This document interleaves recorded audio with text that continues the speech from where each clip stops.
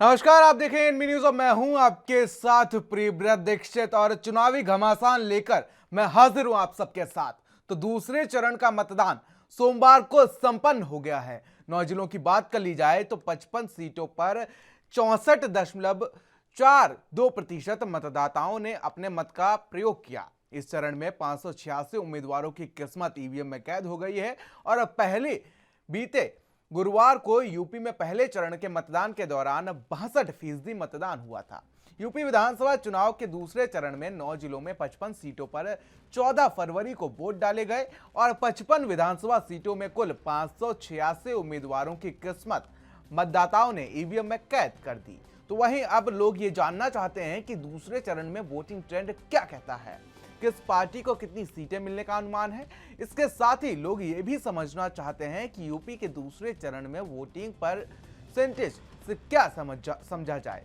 UP चुनाव में जिन 55 सीटों पर वोटिंग हुई है उन सीटों पर 2017 के चुनाव में नतीजे देखे जाएं तो बीजेपी ने 38 सीटों पर जीत हासिल की थी। समाजवादी पार्टी ने 15 और कांग्रेस ने 2 सीटें जीती थी।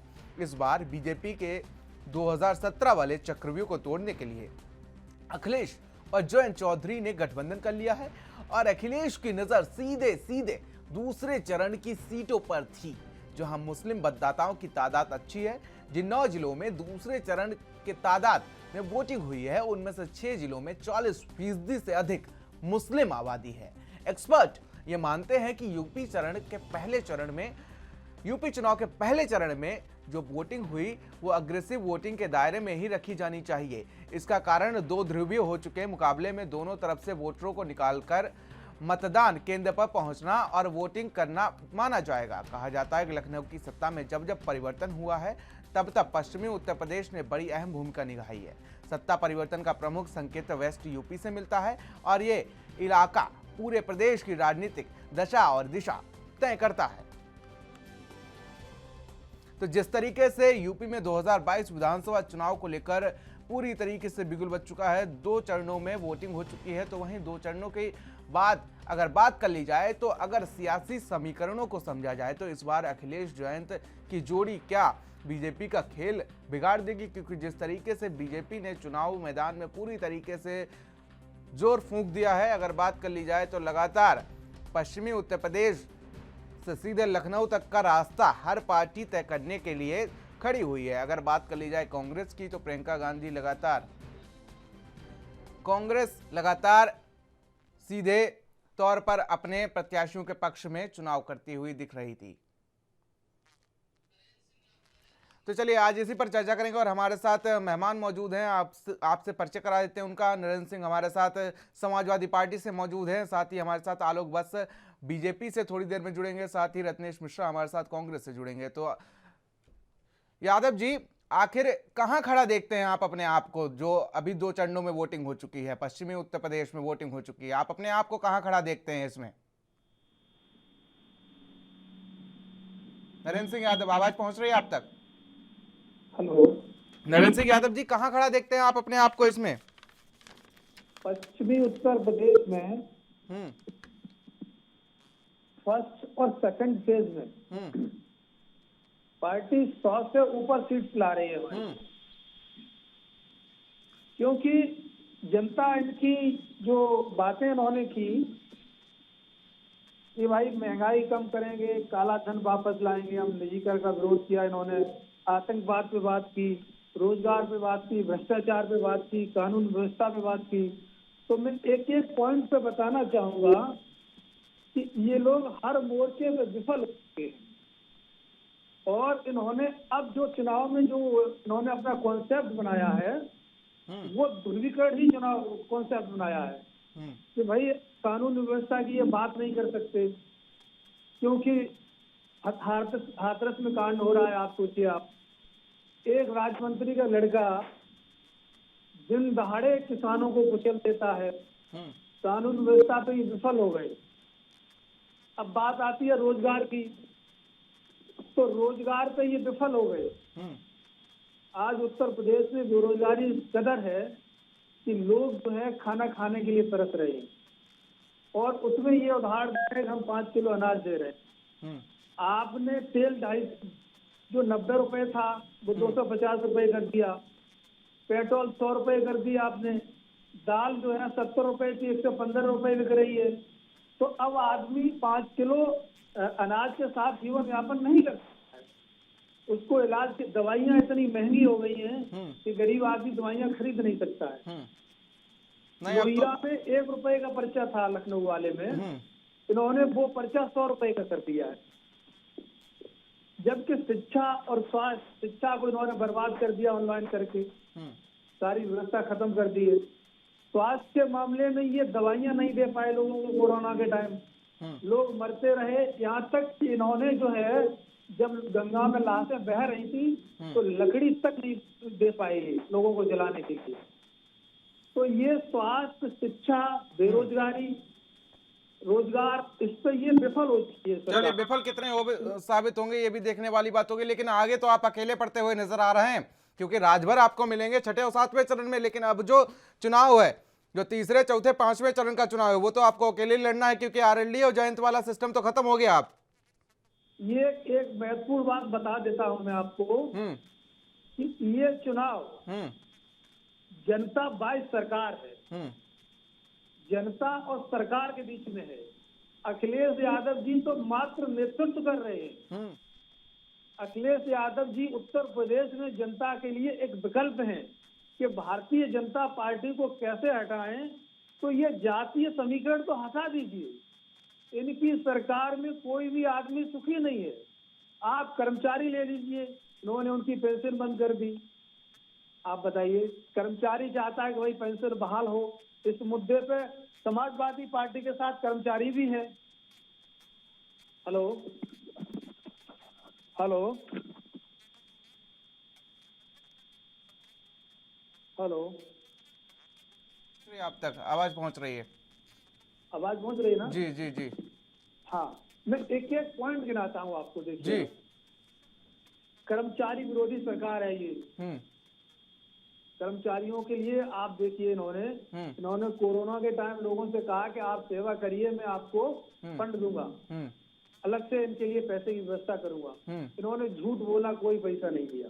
बिल्कुल ठीक है। चलिए, हमारे साथ आलोक वत्स भी बीजेपी से जुड़ चुके हैं, रत्नेश मिश्रा भी हमारे साथ बीजेपी से जुड़ चुके हैं। आप दोनों का बहुत बहुत स्वागत है। आलोक वत्स जी, जो पहले और दूसरे चरण का मतदान हुआ है उसमें कहां खड़े देखते हैं अपने आप को? इस बार आरएलडी और समाजवादी पार्टी, अखिलेश यादव और जयंत चौधरी मिलकर टक्कर दे रहे हैं आपको? क्या आंकड़ा पुराना वाला ही होगा इस बार भी? देखिए, आंकड़ा पुराना वाला हो या ना हो, लेकिन हमारी सरकार वापस लौटेगी, इसमें कहीं कोई संशय नहीं है। लोगों के मन में जैसे ही समाजवादी पार्टी का चेहरा सामने आता है तो उनके जहन में एक भयावह दृश्य उत्पन्न हो जाता है कि अगर ये वापस लौट के आ गए तो फिर माफिया, गुंडाराज चौक चौराहे पर समाजवादी पार्टी का झंडा लगाकर बगल में रिवॉल्वर खोसकर आतंक हो जाएगा और लूट खसोट ऑफिसों में हर प्लॉट पर पैसा देना और तब प्लॉट अलॉट होगा। कोई काम के लिए बगैर पैसे के, लखनऊ का पैसे के बगैर कोई काम नहीं होगा। ये सारी चीजों को याद करके लोग भय से ग्रसित हो जाते हैं और उनके पास योगी जी के नेतृत्व में माफियाओं, गुंडा, इनको दफन करने वाले, उनका चेहरा सामने आ जाता है और लोग एकजुट होकर राष्ट्र हित में बीजेपी के लिए पहले चरण में भी वोट किया है और दूसरे चरण में भी वोट किया है। इसलिए इसमें कोई संशय नहीं है कि हम वापिस आ रहे हैं। गणित के आंकड़ों में 2, 4, 5 ऊपर नीचे हो जाए, क्योंकि ऑब्वियस है कि समाजवादी पार्टी ने जो गठजोड़ किया है कुछ जगह उनको भी सफलता मिलेगी, लेकिन सत्ता के आसपास भी वो नजर नहीं आ रहे हैं। नहीं लगता है आपको इस बार गठजोड़ आप पर फर्क डालेगा पूरी तरीके से? अगर एक और एक मिलके 2 ही हो सकते हैं, एक और एक मिलके 0 नहीं हो सकता। तो अगर इस तरीके का गठजोड़ है तो कुछ जगहों पे हो सकता है इनको थोड़ी सफलता मिले। समाजवादी लेकिन पार्टी को अपनी टक्कर में मानते हैं? रत्नेश मिश्रा हमारे साथ कांग्रेस जुड़े हुए हैं, इनको टक्कर में नहीं मानते क्या आप? नहीं, कांग्रेस तो 0/0 पे है। हम्म कांग्रेस का तो आप देख लिया, इनके जितने भी पोस्टर दल थे, इनके दम पर उन्होंने ही लगाया कि ये महिला विरोधी काम कर रहे हैं। अच्छा। एक लड़की ने तो यहाँ तक कह दिया कि प्रियंका जी के पीए को, संदीप को मैंने घूस नहीं दिया तो उसने मेरा टिकट काट दिया। और जो 40% की बात की थी महिलाओं को टिकट देने की, उस हिसाब से 165 सीटें के आसपास बनती थी, वो भी इनका नहीं हो पाया। इनके टिकट ले लेके लोग लौटा दिए। तो ये तो ऑक्सीजन पे चल रही सरकार है। ऑक्सीजन पे चल रही पार्टी है। हाँ सॉरी, पार्टी है। तो इसका कोई वजूद नहीं है। जो भी लड़ाई है वो समाजवादी पार्टी से है, और समाजवादी पार्टी का भी मान तो लिया खैर आपने समाजवादी पार्टी से टक्कर। रत्नेश मिश्रा जी, तमाम आरोप लग गए आप पे, ऑक्सीजन पे चलती हुई पार्टी बता दिया। भारतीय जनता पार्टी से ज्यादा वर्तमान में ऑक्सीजन पे चलने वाली कोई पार्टी नहीं है, क्योंकि ये खुद उत्तर प्रदेश में ऑक्सीजन पे जा रहे हैं। अब चूंकि देखिए, इन्होंने स्वयं सरकार कहते हैं कि इनकी इस विपक्षी दल से बड़ी टक्कर है। आगे ये चल के ये भी कभी सत्ता से बाहर हो जाएंगे, तब भी इन्हें ये स्वीकार करना पड़ेगा कि कांग्रेस पार्टी का एक बहुत बड़ा दोष था इनके सत्ता से बाहर बैठने में। और जो मेरे ये प्रवक्ता है भारतीय जनता पार्टी, ये लोग एक बहुत बड़ा दम भरते हैं कि हमने माफियाओं को बाहर भेज दिया, हमने क्या कहते हैं गुंडागर्दी खत्म कर दी। प्रियव्रत भाई, मुझे एक चीज ये समझ में नहीं आती है कि इतना सब कुछ कहने के बाद 25,000 रुपए का इनामी उत्तर प्रदेश में चुनाव प्रचार करता है। कितना बड़ा तमाशा पड़ता है भाजपा के प्रवक्ताओं के गाल पर, भाजपा की जनता क्या कहते हैं अपराध मुक्त बातों पर। 25,000 रुपए का इनामी जौनपुर में पहले क्रिकेट खेलते हुए नजर आया था, अब चुनाव प्रचार कर रहा है और ये कहते हैं कि सारे अपराधी जेल चले गए। तो मुझे या तो लगता है कि योगी जी के रिश्तेदार होंगे वो, या तो भारतीय जनता पार्टी उस अपराधी पर हाथ डालने से डरती है। क्योंकि अपराधी पे हाथ डालने डरती है, ये मैं बिल्कुल फेवर नहीं करूंगा आपको अपराधी पे हाथ डालने। भाई विकास दुबे से भी बड़ा कोई अपराधी था जिसने 8 पुलिस वालों को मौत घाट उतार दिया, और उज्जैन से यूपी लाते वक्त उसकी गाड़ी पलट गई। बताइए, आप ही बता दीजिए मुझे, अगर विकास दुबे से बड़ा कोई अपराधी हो। मैं प्रियव्रत जी आपका बिल्कुल समर्थन करता हूँ, लेकिन जो कहा गाड़ी तभी पलटेगी, आपका फर्जी इनकाउंटर तभी होगा जब आपके नाम के आगे का जो टाइटल है वो मुख्यमंत्री जी की जाति का नहीं होगा।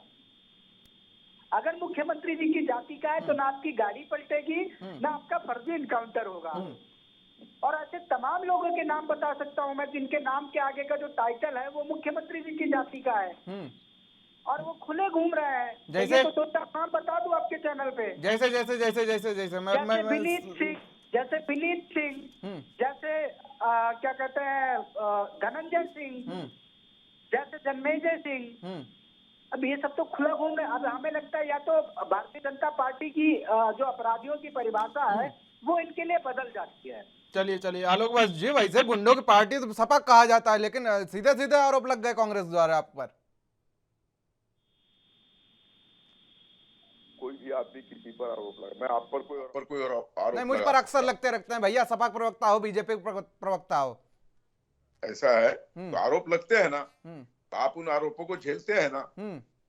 तो कांग्रेस के पास पिछले 8-9 बरस से जिस पार्टी के पास एक स्थायी अध्यक्ष ढूंढने में तकलीफ हो रही हो, जिस पार्टी के वरिष्ठ नेता को इतना बड़ा सम्मान दिया गया है, उस पर आपस में विवाद हो जाए। आपको याद होगा प्रियव्रत जी, नरसिम्हा राव की कांग्रेस की सरकार थी और उन्होंने यूएनओ में श्रद्धेय अटल बिहारी वाजपेयी को भारत का राजदूत बनाकर भेजा था। तो इसकी भूरी भूरी प्रशंसा विपक्ष ने भी की और रूलिंग पार्टी ने भी की। गुलाम नबी आजाद जी एक वरिष्ठ नेता है, इसको नकारा नहीं जा सकता है और उनका बहुत बड़ा योगदान रहा है कांग्रेस में। उनको अगर पद, जिस दिन वो रो रहे थे पार्लियामेंट में उस पर भी इन लोगों ने उनके साथ कोई सांत्वना नहीं बरती। अब ये अटकलें लगा रहे हैं कि वो शायद भाजपा में चले जाए, ऐसी कोई बात नहीं। एक अच्छा व्यक्तित्व, एक अच्छा राजनेता, एक सुदृढ़ राजनेता, अगर उसको भारत सरकार सम्मानित करती है तो इनको खुश होना चाहिए था कि आलोक बस जी, मेरा मानना यह है कि डिबेट का महत्व तभी होता है जब आरोप प्रत्यारोप का दौर ये जो है इस पे सीधा जवाब मिल जाया करे। जैसे आप पर आरोप लगा था कि आपकी पार्टी में तमाम गुंडों को संरक्षण दिया है, अब आप चले गए गुलाम नबी आजाद पे कि वो रो रहे थे। सीधे सीधे सीधे जवाब दे दीजिए करिए आलोक बस जी। इतना बता दीजिए कि वो जो क्रिकेट खेलने वाला अपराधी है जिस पर हाईकोर्ट से इनाम घोषित कर रहा है, वो कब गिरफ्तार होगा? ये जब बोल रहे थे तो मैं सुन रहा था। इनको बोलिए कि जब मैं बोलूं तो ये सुने। मैं आपको एक चीज बताना चाहता हूं कि कांग्रेस पार्टी के जितने भी वरिष्ठ नेता हैं, इंक्लूडिंग सोनिया गांधी, राहुल गांधी, अशोक गहलोत, चिदम्बरम, ये सब लोग गिरफ्तार होगा। ये सब लोग बेल पे हैं। जेल कब जाएगा इससे बताइए ना। किसी केस में ये बेल पे हैं। चलिए आरोप मत लगाइए, आरोप मत लगाइए, आरोप लगाने के लिए समय दे दिया जाए, लेकिन अभी जो आरोप आप पर लगे हैं उनकी सफाई दे दीजिए आलोक बस जी। इन्होंने जिन व्यक्तियों का नाम लिया है, अगर उनके ऊपर कोई वारंट है, अगर इस तरीके का कोई वारदात हुआ है जिसपे वो वांछित है, तो उन पर अवश्य कार्रवाई होगी। हमारे यहाँ सेंगर कहाँ है आज? चिन्मयानंद जी के ऊपर हुआ तो उनके ऊपर कार्रवाई हुई कि नहीं हुई? क्या कार्रवाई हुई? प्रियव्रत जी, जब उनको कोर्ट ने बरी किया तब वो बरी हुए, नहीं तो वो तो जेल चले ही गए थे। चलिए आशीष मिश्रा पर क्या कार्रवाई हुई ये भी बता दो। अच्छा, कोर्ट ने बेल दिया है, उसमें हमारा क्या योगदान है? नहीं, बिल्कुल योगदान नहीं है आपका कोई भी। हम थोड़ी बेल देते हैं। बिल्कुल अब तो जेल भेजने का काम करते हैं। न्यायपालिका पर तो मैं भी सवाल नहीं उठा सकता। तो फिर अगर कोर्ट ने बेल दिया है तो कोर्ट से पूछा जाए, इसमें हमारा क्या रोल है? नहीं, बिल्कुल। रत्नेश मिश्रा जी। जी प्रियव्रत भाई बोले। नहीं, आप अपने आप को, जो चुनाव हुआ है 2 चरणों का, इसमें आप अपने आप को कहां देख रहे हैं? 0/0 कर दिया आपको बीजेपी ने। देखिए एक कहावत कही जाती है हमारे यहाँ पूर्वांचल में, ठीक है, कि बउआ आती बउरईबा तो पगला जाइबा। मतलब अगर आप या ज्यादा आत्मविश्वासी हो जाएंगे तो आप विक्षिप्त हो जाएंगे। तो अब कौन इतना आत्मविश्वासी बन रहा है, किसको इतना विश्वास है? मतलब भारतीय जनता पार्टी के प्रवक्ताओं को जब मैं सुनता हूं तो मुझे लगता है कि जैसे ईवीएम पे जनता ने बटन ना दबाया हो, भारतीय जनता पार्टी के नेताओं ने जाकर दबाया हो और वो कह रहे हो सब कमलत गया है। ठीक, कम से कम ये इतना भी सम्मान नहीं करते। किसी भी प्रवक्ता के मुंह से हमने ये नहीं सुना कि उत्तर प्रदेश की सम्माननीय जनता हमने ये काम किया है, उस पर हमें वोट करेगी। अगर जनता को हमारा शासन अच्छा लगा होगा तो हमें सत्ता में दोबारा लाएगी। एक भी प्रवक्ता ने ये शब्द नहीं बोला। ये घमंड दिखाता है इनके अंदर का, और यही घमंड उत्तर प्रदेश की जनता चूर करेगी। और 10 मार्च को प्रियव्रत भाई ये पता चल जाएगा कि कौन सत्ता में आ रहा है, कौन सत्ता में जा रहा है। देखिए, मैं बहुत साफ गोई से स्वीकार करता हूँ कि कांग्रेस पार्टी अभी उस स्तर पर उत्तर प्रदेश में मजबूत नहीं है कि हम अकेले दम पे सरकार बना सके, लेकिन जो गैर भाजपाई सरकार उत्तर प्रदेश में 2022 10 मार्च के बाद गठित होगी, वो बिना कांग्रेस के नहीं होगी। मैं इस बात का दावा करता हूँ। चलिए नगेंद्र सिंह जी, क्या आप लेंगे क्या आप लेंगे रत्नेश मिश्रा को अगर आपकी सीटें कम पड़ती हुई है? नरेंद्र सिंह जी, देखिए, राजनीति में सब जायज रहता है। चुनाव के बाद क्या परिणाम आते हैं, पहले तो समाजवादी पार्टी सक्षम है कि वो सरकार बनाएगी और बहुमत की सरकार बनाएगी, क्योंकि आज जो उत्तर प्रदेश में लड़ाई है वो सपा और भाजपा के बीच में, और भाजपा उस लड़ाई में कहीं ठहर नहीं रही है, थोड़ा बहुत फाइट में है कहीं। वो भी इसलिए है कि ये लोग सत्ता का इस्तेमाल जो है ना चुनाव के अंदर करते हैं। इनका क्या रहता है कि जहां अच्छी वोटिंग होनी है, जहां इनके ज्यादा लोग नहीं हैं, ये शासन का दुरुपयोग करते हैं ये चुनाव। आप देखिए, पश्चिमी उत्तर प्रदेश में कई जगह ऐसी घटनाएं हुई जहां पुलिस ने कहा कि भाई 2 घंटे बाद आइए आप, और भीड़ में तमाम लोग लगे हुए, कहीं पता लगा कि मशीनें खराब हो पश्चिमी गई। उत्तर प्रदेश में जो भाई घटनाएं हुई उसमें आप मुजफ्फरनगर की बात तो नहीं कर रहे हैं, बुलंदशहर की बात तो नहीं कर रहे हैं, जो दंगे हुए थे? जी हर जगह, हाँ कई जगह घटनाएं हुई हैं। आपकी आप सरकार में देखिए, हुए थे आप वो? देखिए। नहीं नहीं, हाँ, नहीं नहीं, देखिए हमारी सरकार में कुछ नहीं हुआ। 2013 में आपकी सरकार थी ना, आपकी सरकार में मुजफ्फरनगर में दंगा हुआ था। दंगे की बात नहीं कर रहा हूँ मैं, कर लो ना, उसी पे बात कर लो। की बात कर रहा हूँ, आप दंगे में मत जाइए। नहीं नहीं, मैं करना वर्तमान पड़ेगा, समय की सुरक्षा बात कर व्यवस्था रहा पर हूँ। सवाल है। आप सरकार बनाने का दावा कर रहे हैं, तो मुझे भी, मैं अरे ये एक बात आप क्यों ना करूं सुरक्षा कि आपकी व्यवस्था सरकार में के- सुरक्षा व्यवस्था किस तरीके से रही है? सुरक्षा व्यवस्था पे बाद में बात करेंगे, अभी वर्तमान चुनाव चल रहा है उसकी बात कर रहा हूँ मैं। अरे आप किस सरकार तरह बनाने से का दावा लोगों कर रहे हो, को आप रोका आप जा मुझसे रहा कह है। रहे आप मुझसे कह रहे हो कि सुरक्षा व्यवस्था पे ना, आप सुरक्षा व्यवस्था के तमाम दावे करते नजर आ रहे हो कि हम इतनी सुरक्षा देंगे, महिलाओं को सुरक्षा देंगे, और 12 बजे रात में निकल आओ तब भी कोई खतरा नहीं होगा लड़कियों को, लेकिन आप कह रहे हो सुरक्षा व्यवस्था, बात ही ना करो। कौन कहता है सुरक्षा में? अरे वर्तमान हालात की बात कर रहा हूँ कि चुनाव। चलिए करिए वर्तमान हालात पे बात कर लीजिए, सुरक्षा व्यवस्था पे बात आप जनता खुद देख लेगी आपको। आप भाजपा के प्रवक्ता हैं या अरे किसके ये हैं? पहली बार नहीं सुन रहा हूं मैं, भाजपा के प्रवक्ता आरोप लगते रहते हैं मैंने- आपकी बात। भाजपा कहती है सपा मैं प्रवक्ता, और बात सपा प्रवक्ता बात का करता हूँ तो आप कानून व्यवस्था की बात कैसे करते हैं? कानून की व्यवस्था की बात भाई ठीक क्यों है ना करूं जी। मैं? जनता के मुद्दे क्यों ना उठाऊं? क्या जनता किसी भाड़ में झोंक दूं? अब मैं जनता की बात नहीं कर रहा हूँ। हाँ, कर लिया करिए आप कभी पहले कभी ये- जनता की बात भी। पहले आप तय करिए कि आप एंकर हैं या भाजपा के नहीं नहीं, प्रवक्ता हैं, क्या हैं? ये तब भद्दे बात आरोप करेंगे मत आपसे लगाइए, हम। ठीक है? किसी पार्टी के प्रवक्ता आप नहीं ये हूं, ठीक बताइए, है? पश्चिमी, सुनिए, हाँ। कितनी मीडिया में घटनाएं आई पश्चिमी उत्तर प्रदेश में, जो 2-2 घंटे बाद लोगों को बुलाया गया है। ये व्यवस्था है क्या कोई? पुलिस क्यों रोक रही है लोगों को वोटिंग करने से? बताइए आप। चुनाव आयोग का काम नहीं कि आधे घंटे मशीन सही कराए, 2 घंटे मशीन सही करने में लगते हैं क्या?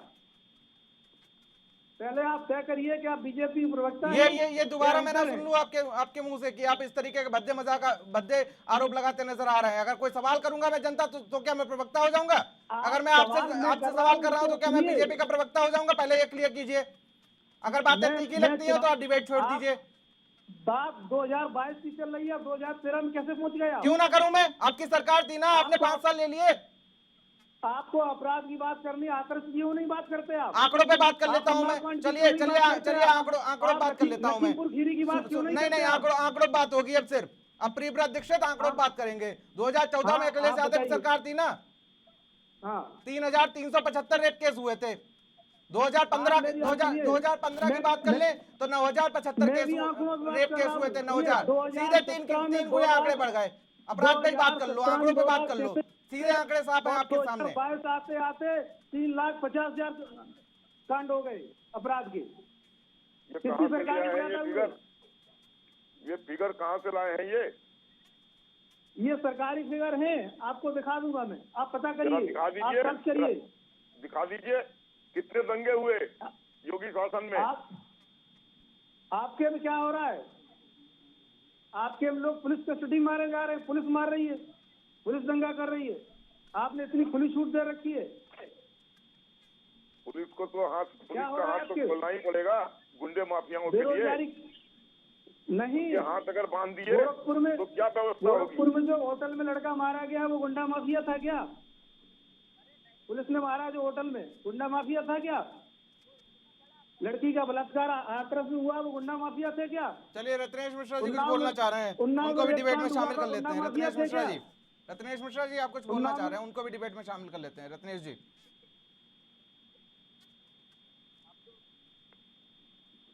रत्नेश जी की आवाज ही नहीं आ रही है। रत्नेश जी शायद आपकी आवाज नहीं पहुंच रही है हम तक। पीसीआर से कहूंगा इनको टेक्निकल टीम को कहूंगा ठीक करिए जरा। डेथ का रिकॉर्ड उठा के देखिए। जी, पिछले 5 सालों में जितनी कस्टोडियल पुलिस कस्टडी में जितनी डेथ हुई है उतनी पिछले 40 सालों में नहीं हुई थी। मैं कस्टोडियल डेथ की बात कर रहा हूँ। माननीय सर्वोच्च न्यायालय को इस बात पे इंटरवीन करना पड़ा कि उत्तर प्रदेश में क्या पुलिस राजनीतिक हत्याएं कर रही है या पुलिस हत्याएं कर रही है, क्योंकि जो काम माफिया करा करते थे एक समय पे वो वर्तमान में उत्तर प्रदेश की पुलिस कर रही है। मेरे पास एक डेटा है जिसमें बता दूं पिछले 1.5 साल में लगभग 185 लोगों की कस्टोडियल डेथ रिकॉर्ड हुई है पुलिस कस्टडी में। अब आप बताइए कि पुलिस, मैंने एक अपराधी का नाम लिया, तो इस समय विधानसभा का चुनाव भी लड़ रहा है, मैं आपको कहेंगे तो वीडियो फुटेज भेज दूंगा। नहीं, मेरे पास है, एक डिबेट कर चुका हूं मैं उस पर भी, आलोक वत्स जी हमारे साथ बैठे थे उस दिन भी। ठीक है, तो वहां जब पुलिस गई थी उस अपराधी के यहाँ, तो ऐसे ट्रीट कर रही थी जैसे वो अपराधी ना हो, पुलिस का दामाद हो। ठीक, आप चले आइए, मैं विकास दुबे का कतई समर्थन नहीं करता। विकास दुबे जैसे अपराधियों की ब्राह्मण समाज में, उत्तर प्रदेश के समाज में कोई स्थान नहीं है, लेकिन हमारा जो संविधान है वो एक अपराधी को भी क्या कहते हैं, न्यायिक प्रक्रिया से गुजरने का अवसर देता है।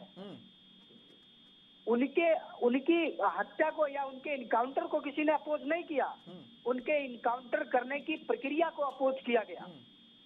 क्योंकि अगर आप ऐसे आयाम अगर आप स्थापित करेंगे तो आने वाली सरकारें भी बदले की भावना से ऐसे काम करेंगी, तो क्या लोग मरते रहेंगे? आप एक चीज बताइए, एक 10 साल का लड़का जिसका कोई क्रिमिनल रिकॉर्ड नहीं है, उसका क्यों यूपी पुलिस उठाकर इस आधार पर इनकाउंटर कर देती है कि उसकी एक फोटो उसके साथ थी।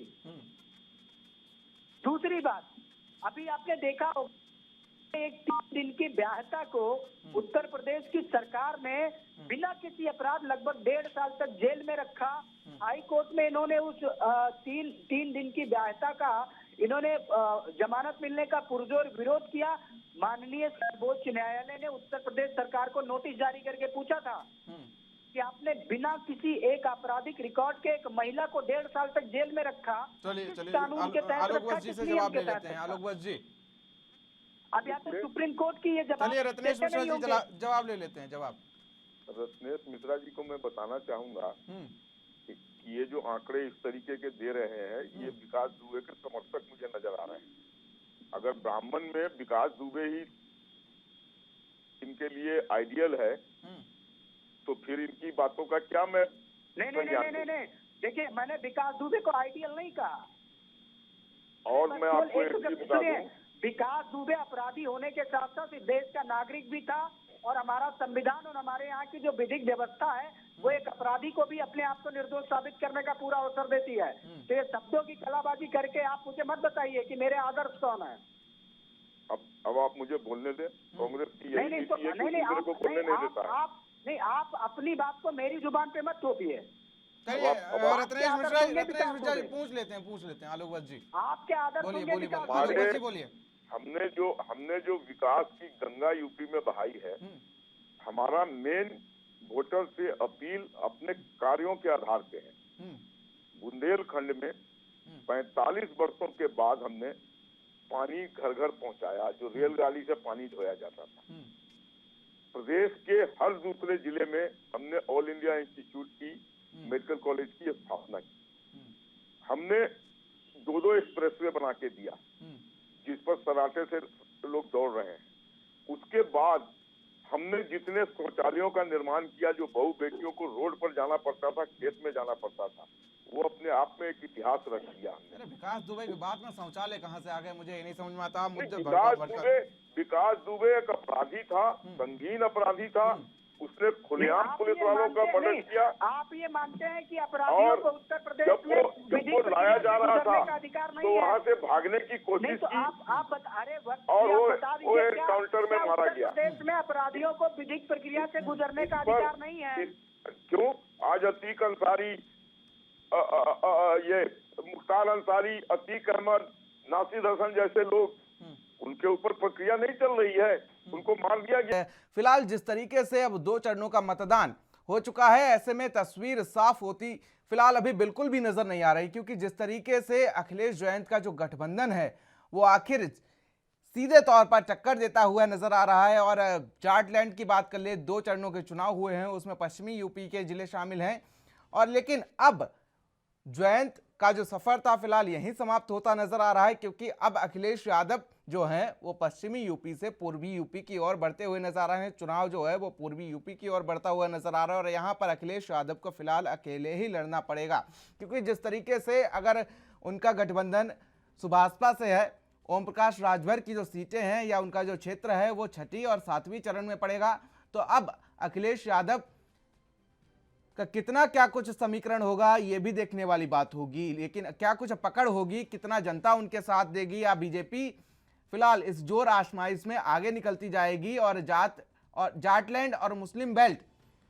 का जो सफर है वो पहले और दूसरे चरण में निपटता हुआ दिखाई दे रहा है। लेकिन जिस तरीके से हम बात कर लें ललितपुर, हमीरपुर और महोबा या झांसी की बात कर लें, तो यहां पर समीकरण जो है इसमें 40% के आसपास मुस्लिम के साथ साथ आपको बता दें कि यादव मतदाता भी है। और एमवाई फैक्टर, जिस तरीके से समाजवादी पार्टी कहती है कि एमवाई फैक्टर मुस्लिम और यादव उनके साथ है, लेकिन आखिर जो 2 चरणों का आंकड़ा है वो क्या कहता है, यह भी देखने वाली बात होगी।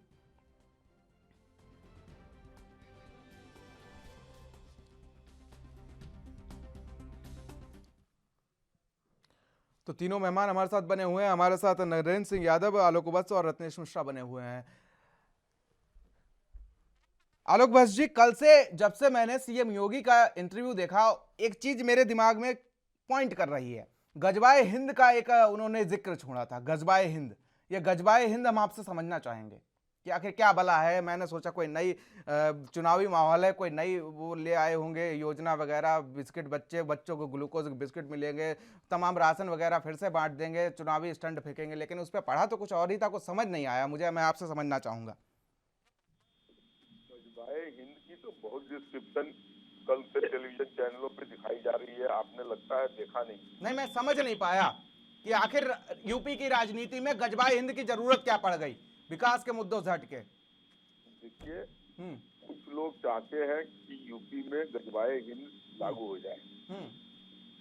ये मुसलमानों का एक बहुत बड़ा प्लान है कि अंतोगत्वा हिंदुस्तान को मुस्लिम देश घोषित करा दिया जाए। और इसी के तहत गाजी मतलब फतेह करने वाला, हिंद पर फतेह करने, हिंदुस्तान पर फतेह करके और मुस्लिम राज स्थापित करने की कला को गजबाए हिंद का नाम दिया उन्होंने। तो इस तरीके के मंसूबों पे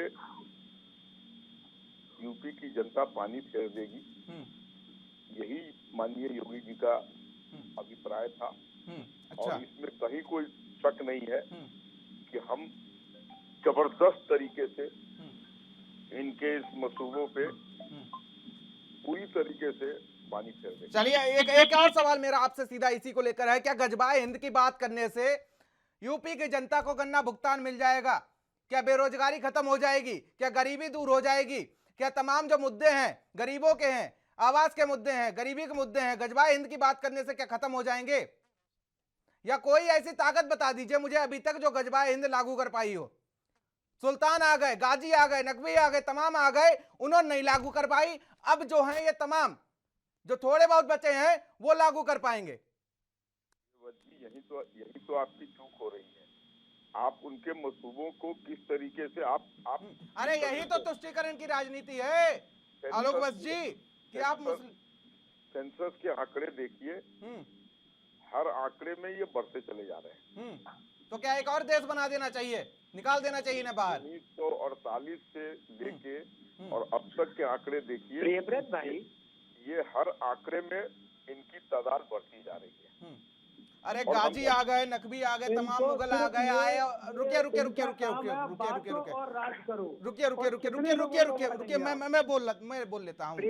मैं बोल लेता हूँ। तमाम गाजी आ गए, नकवी आ गए, मुगल आ गए, उन्होंने अकबर आ गए, उन्होंने शासन कर लिया। क्या सत्यनारायण कथा बंद हो पाई है? क्या करवा चौथ बंद हो पाई है? क्या होली नहीं खेली जा रही? क्या दिवाली नहीं खेली जा रही है? तुष्टीकरण की राजनीति सीधे तौर पर की जा रही है। मुस्लिम और आप बांटने का काम करते हैं गजबाए हिंद के नाम पे।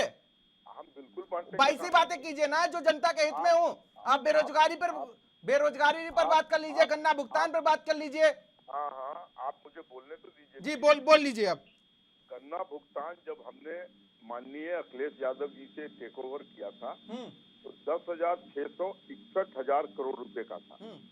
इन्होंने अपने पिछले संकल्प पत्र में ये कहा था कि मैं 14 दिन में भुगतान करूंगा, मूल्य बढ़ाकर, और इस बार वही संकल्प पत्र फिर उन्होंने रिपीट किया। पेमेंट आप 5 साल सरकार में थे, आपको किसने रोका था कि भुगतान 14 दिन में ना करें? आप 3,400 ये सिर्फ झूठ की खेती करते हैं। हिंसा की खेती और करते हैं, रही बांटने बात की खेती करते हैं। इनके पास विकास का कोई एजेंडा नहीं है। आप प्लीज बोलने दीजिए, डिवाइड यही एंड आपको रूल, अंग्रेजों के फॉलोअर आप हैं ये बोलने लोग। नहीं देते हैं, आप लोग खुद दूसरा बोलते- कोई काम नहीं आप करते। बोल रहे- आप आपके बोल पास रहे थे तो बोलने मैं के सुन लिए रहा कुछ था। है ही नहीं। आप हिंदू प्लीज मुझे मुसलमान बोलने के अलावा आपके पास कुछ नहीं है। फिर आप आप ही विकास बोलिए। की बात क्यों नहीं करते? आप सुन तो महंगाई की लीजिए। बात क्यों नहीं करते? आप महिलाएं- रोजगार की बात क्यों नहीं करते? आप महिलाएं 5 मुस्लिम साल में महिलाएं आपने यही किया कि हिंदू मुसलमान करेंगे चुनाव के टाइम। आप वोट चलाएंगे, आप लोगों को बांटेंगे आपस में। आप प्लीज ये बोलने करेंगे दीजिए। आप चुप इसलिए रहिए। सरकार में आपको लोगों ने आप बिठाया चुप था रहिए। गरीब बंधुओं ने। आप जनता की गुणगान करते रहिए। चलिए हालत चलिए, से आप अरे देखिए अरे आप। सुन लो, मुझे समझ नहीं आ रही, जनता क्या समझ में आ रही है? अरे थोड़ा बहुत थोड़ा बहुत नरमी से नरमी से हाँ। प्रियव्रत भाई, मेरे कुछ सवाल हैं जो मैं 10 मार्च के बाद आप हमने जनता किया। बोलेंगे। चलिए चलिए, 10 मार्च बहुत करीब है, होली से 10 दिन पहले, ठीक है, ये भी देख लेंगे। रत्नेश मिश्रा जी, मौका देंगे आपको, बोलिए। आप मुझे बोलने दीजिए प्लीज। देखिए, मुस्लिम महिलाओं के लिए, बहन बेटियों के लिए जो मोदी जी ने किया वो भूतपूर्व है कि 3 तलाक को हमने खत्म किया। आप ये मान के चलिए कि आधी आबादी का 70% वोट बीजेपी को जा रहा है चोरी छुपे। अरे ये बात ही क्यों होती है? आप अरे आप मुस्लिम पूरी आबादी की वोटों बात क्यों नहीं पर करते? क्यों कभी फोकस कर मुस्लिम रहे हैं? आप महिलाओं की विकास बात पर करते, फोकस कभी करिए ना। आधी आबादी की बात चलिए, करते। आपकी बात आप समाज की पूरे की बात क्यों नहीं करते? प्रियव्रत जी, मैंने आपको प्रियव्रत गिना भाई, दिया थोड़ा है। मौका दिलवाइए जो भाई। विकास चलिए हमने चलिए, आलोक बस जी, अब रत्नेश मिश्रा को बोलने देते हैं। रत्नेश मिश्रा जी बोलिए। देखिए, अभी प्रियव्रत भाई आपने एक बात कही कि तमाम मुगल शासक आए, तमाम अफगान शासक आए, तमाम अरब के शासक आए, लेकिन वो भारत को गजवा हिंद नहीं बना पाए। क्योंकि मैं सिविल सेवा का परीक्षार्थी भी हूँ, तो मुझे पता है कि ऐसा संभव क्यों नहीं हुआ। देखिए, भारत जो है ना, वो एक नेचुरल कल्चर है, कोई आर्टिफिशियल कल्चर नहीं है इंडिया, ठीक है। और इसका कल्चर ऐसा है कि इसमें जो आते हैं वो इसी में समा जाते हैं, इसको खत्म नहीं कर पाते। दूसरी बात, गजवाए हिंद की स्थापना का डर ये कब दिखा रहे हैं जनता को? जब केंद्र में भी प्रखर हिंदूवादी भाजपा की सरकार है और राज्य में भी प्रखर हिंदूवादी भाजपा की सरकार है। अगर आपको गजवाए हिंद से इतना डर लगता था भारतीय जनता पार्टी, तो आपको 5 सालों में, और 7 साल केंद्र में है, 5 साल आप यहाँ हैं, आप उनकी जनसंख्या घटा देते। अब किस तरीके से घटाते ये आप जाने। दूसरी बात, ये आप देख लीजिए, इनको जो भी भारतीय जनता पार्टी के प्रवक्ता हैं, इनसे 3 शब्द छुड़वा दीजिए, हिंदू मुस्लिम पाकिस्तान, ये 2 मिनट नहीं बोल सकते, क्योंकि इनकी पूरी पॉलिटिक्स ही इन 3 शब्दों पे चलती है। एक सवाल, बहुत अच्छी बात कही आपने। एक सवाल मेरे मन में और भी है कि आखिर 80-20 का एक फॉर्मूला दिया था योगी जी ने इससे पहले, तो आप ये बता दो कि अगर 20% इंसान जो है वो 80% कैसे पास कर सकता है? ठीक है, तो गजबा हिंद तो बिल्कुल ये निराधार बात है। गजबा हिंद की जो बात कर लें। प्रियव्रत भाई, मैं अपनी बात कंप्लीट कर लूं। देखिए, दूसरी बात, देखिए, भारतीय जनता पार्टी की सरकार में एक विडंबना देखिए, जो मैंने एक युवा के तौर पे देखी। आप जानते हैं, आप तो मेरे पुराने मित्र हैं, मेरे सहपाठी के तौर पे हैं, आप मुझे जानते हैं। ये देखिए, एक युवा जब अयोध्या में जाके दीपक जलाता है तो उसके ऊपर फूल बरसाए जाते हैं, ठीक। देखिए, भारतीय जनता पार्टी धर्म की और बंटवारे की राजनीति कैसे करती है, लेकिन वही युवा जब दीपोत्सव से उठकर इलाहाबाद पहुंचता है और वो इस बात पर प्रश्न उठाता है कि आरआरबी एनटीपीसी के रिजल्ट में जो घोटाले हो रहे हैं उसको सरकार उजागर क्यों नहीं कर रही है, तो उसको ले लाठी ले बंदूक की बट इतना मार देते हैं कि बेचारा डर के कारण बैठ जाता है। कि ये इन्होंने अभी तक बेरोजगारी पे भी नहीं बोला, वो महंगाई पे भी नहीं बोलेंगे। प्रियव्रत भाई, मैं भी अपने घर से बाहर रहता हूँ, आप भी अपने घर से बाहर रहते हैं। वक्त जी को शायद नहीं पता है कि सरसों का तेल कितने रुपए लीटर हो गया है। एक आम आदमी का तेल, सरसों का तेल खरीदने में निकल जा रहा है। चलिए रत्नेश मिश्रा जी, समय का अभाव है। हमारे साथ नरेंद्र सिंह भी मौजूद हैं समाजवादी पार्टी से। जी, मैं एक ही चीज कहना चाहता हूँ कि भारतीय जनता पार्टी, इनको सिर्फ लोगों को बांटो और सत्ता में आओ और देश में लूट बचाओ। अभी ताजा उदाहरण है, शिपयार्ड कंपनी 22,000 करोड़ रुपए का घोटाला हुआ है, बताइए इनके राज में। 24,842 जी बढ़ गया होगा, मुझे अपडेट नहीं है।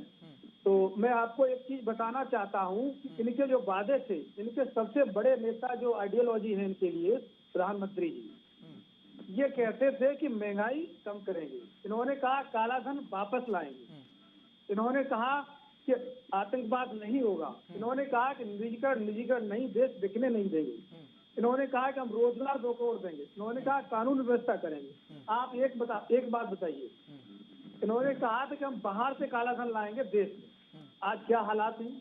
देश का काला धन विदेश जा रहा है, हजारों करोड़ रुपया, चलिए चलिए लाखों करोड़ रुपया देश से। मुद्दे तो हैं इनकी बहस के, सरकार लेकिन में फिलहाल रुकने समय जाती कम है, अभी यूपी चुनाव पे बहस कर लेते हैं। नहीं, आपने देखिए दीक्षित जी, मुझे आपने टाइम नहीं दिया बोलने के लिए। नहीं बोलने का अगर समय क्या? आपको नेक्स्ट टाइम मुझे बैठाना है तो आप मुझे टाइम देंगे, मेरी बात करेंगे। नहीं, आप तो आरोप लगाने लगते हैं मुझ पे बीजेपी प्रवक्ता होने का। नहीं, मैं इसलिए आरोप लगा रहा हूँ, मैं चुनावी धांधली की बात कर रहा। आप 2013 में पहुंच गए। 2013 में बात करने वाली बात थी, इसीलिए तो छेड़ा था मुद्दा मैंने। आप मेरी बात सुनिए, आप मीडिया में हैं, आपने कितने वीडियो देखे लोगों को धमकाया जा रहा है 2 घंटे बाद आइए?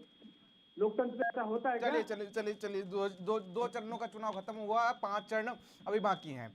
5 चरणों में जनता सब कुछ निर्धारित कर देगी कि किसको उन्हें 10 तारीख को मुकुट पहनाना है सीएम का। आलोक बस जी, चुनाव न जाति आधारित है न धर्म आधारित है। चलिए ये चुनाव लोगों की पीड़ा और सरकार के बीच में है, और अखिलेश जी उसका मोहरा है। देख लेना, मैं चाहता हूँ कि चुनाव जो हो वो विकास आधारित हो, मैं चाहता हूँ सीधे तौर पर। वही चुनाव है। चलिए आलोक बस जी, कोशिश की, लोगों ने कितनी ध्रुवगढ़ की कोशिश की, पश्चिम में नहीं हुआ, और अभी भी कोशिश कर रहे हैं, लेकिन ऐसा कुछ नहीं होने वाला है। चल कपट की राजनीति 1 बार 2 बार हो जाती है, जनता धोखे में के नहीं आने वाली। चलिए नहीं धोखे में आने वाली। आलोक बस जी, ये क्या बात कर रहे हैं? ये कह रहे हैं कि जात पात का कोई इसमें खेल नहीं है, इनकी पार्टी जातिगत है। बिहार में आरजेडी और यूपी में मुलायम सिंह की पार्टी, ये है ही जातिगत पार्टी। जाति को हटा दें। हमने जो अभी चुनावी टिकट दिए, मेरी लिस्ट देख लो आप, जाति आधार पे नहीं है। चलिए हमने सभी नरेंद्र सिंह जी, आप बोल रहे थे तो मैं सुन रहा था। आलोक बस जी सुन लेते हैं, आपके तमाम सवालों के जवाब है इनके पास, सुन लीजिए जरा। गुजरात में हम रिपीट हुए, मध्य प्रदेश में रिपीट हुए, बिहार में लगातार रिपीट हो रहे हैं। इसलिए आप ये न कहें कि हमारे किए गए कार्यों पर जनता का विश्वास नहीं है, और इसी कड़ी में हम यूपी में भी रिपीट होने जा रहे हैं। आपको कहीं भ्रम न हो, हमारा मेन फोकस हमारे द्वारा किए गए कार्यों का है, जो पिछले 70 वर्ष में नहीं किया किसी सरकार ने, वो योगी की सरकार ने किया है। बहुत सही बोला, 70 साल में बहुत सारे काम नहीं हुए, और ये बैंक के नहीं लुटी है, करते हैं, बेरोजगारी नहीं बढ़ी है।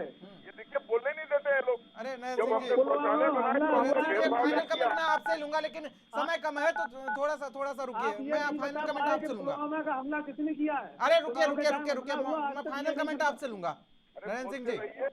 10 तारीख को होली हम खेलेंगे। चलिए मातम में जाएंगे।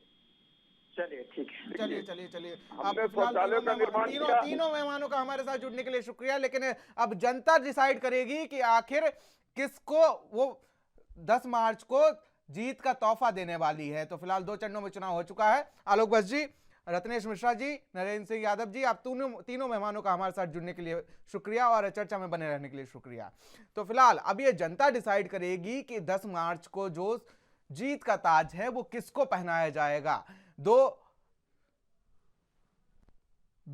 चुनाव हो चुके हैं और अब फिलहाल 5 चरणों में चुनाव बाकी है। 2 चरण के चुनाव हो चुके हैं और 5 चरणों में चुनाव बाकी है। तो अब सपा के साथ आरएलडी का जो गठबंधन था या उसका असर जो था वो जाटलैंड में ही रह गया है, लेकिन अब अखिलेश यादव को अकेले ही जो तीसरे, चौथे और 5वें का चरण का चुनाव है, क्योंकि इनमें जो जिले हैं वहां पर आरएलडी का जो वोट बैंक है वो नहीं है या सीटें भी नहीं है, या अगर सुभाषपा से उनका गठबंधन है तो वो उन्हें मिलेंगे 6ठे और 7वें चरण में। ये भी देखने वाली बात होगी। तो क्या अखिलेश यादव की नेतृत्व वाली समाजवादी पार्टी सीधी टक्कर अब बाकी के चरणों में भी दे पाएगी, या बीजेपी पिछली बार की तरह इस बार भी सरकार बनाने में कामयाब साबित होगी? क्योंकि जिस तरीके से बात कर ली जाए तो यादव वोट बैंक जो है वो समाजवादी पार्टी का माना जाता है, तो वहीं केशव प्रसाद मौर्य डिप्टी सीएम जो हैं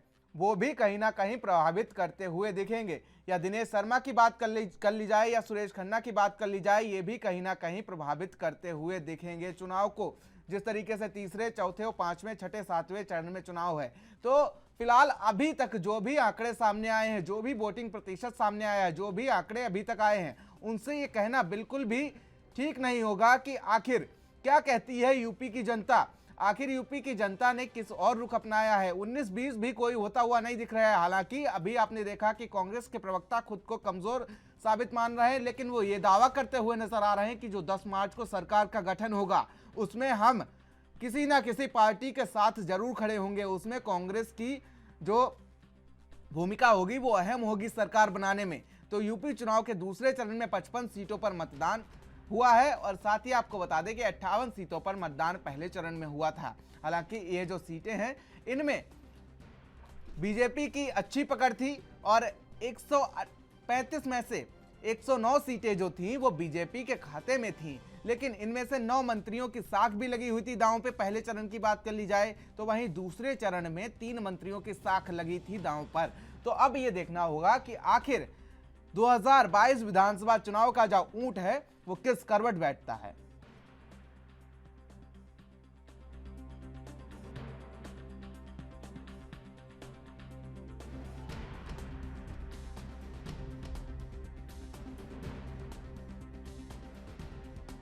तो दूसरे चरण का जो वोटिंग ट्रेंड है वो आखिर क्या कहता है, क्या कहता है ये आंकड़ा, क्या बोलती है चुनावी अखाड़ा जो है वो क्या बोलता है, ये भी देखने वाली बात होगी कि अखिलेश जयंत आखिर पश्चिमी उत्तर प्रदेश में तो टक्कर दे रहे हैं, लेकिन पश्चिमी उत्तर प्रदेश के बाद अगर हम आगे बढ़ते हैं तीसरे, चौथे और पांचवें चरण में, तो वहां पर अखिलेश यादव की पार्टी, समाजवादी पार्टी अकेली साबित होती नजर आ रही है। हालांकि जिस तरीके से कद्दावर नेता कहे जाते हैं आजम खान, वो इस बार जेल में हैं और जेल से ही उन्होंने चुनाव लड़ा। कल उनकी विधानसभा रामपुर सदर में वोटिंग हुई और उसके बाद अब ये देखने वाली बात होगी कि जनता ने किस और रुख अपनाया है। जो चुनाव का जो ऊंट है वो आखिर किस ओर बैठेगा, ये भी देखने वाली बात होगी।